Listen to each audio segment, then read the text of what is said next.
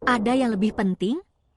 Gibran susul Prabowo angkat kaki dari Hambalang saat pembekalan 54 calon menteri.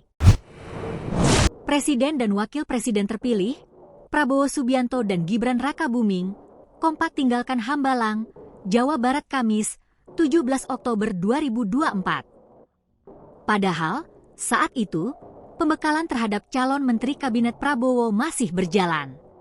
Lantas, kemana perginya calon orang nomor 1 dan 2 di Indonesia tersebut? Mengutip Kompas.com, Prabowo Subianto terlebih dahulu beranjak meninggalkan Hambalang.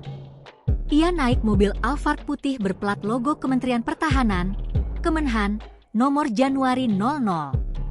Prabowo tidak membuka jendela mobilnya saat melintas di depan awak media yang memantau jalannya pembekalan sejak pagi. Juru bicara Prabowo, Dhanil Anzar Simanjuntak, mengatakan Ketua Umum Partai Gerindra tersebut akan pergi ke Kementerian Pertahanan, Jakarta. Ke Kemhan, ucapnya Dhanil, Kamis, 17 Oktober 2024.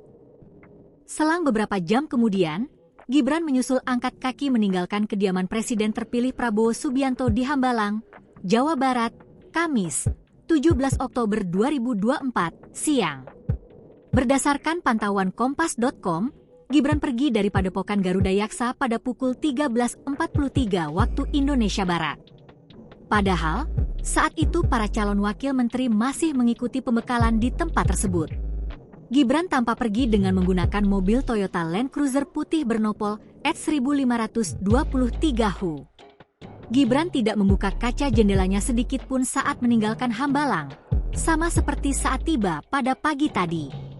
Sebagai informasi, pembekalan para calon pembantu Prabowo membahas mengenai Artificial Intelligence, AI, komunikasi, lapangan kerja masa depan, hingga anti korupsi.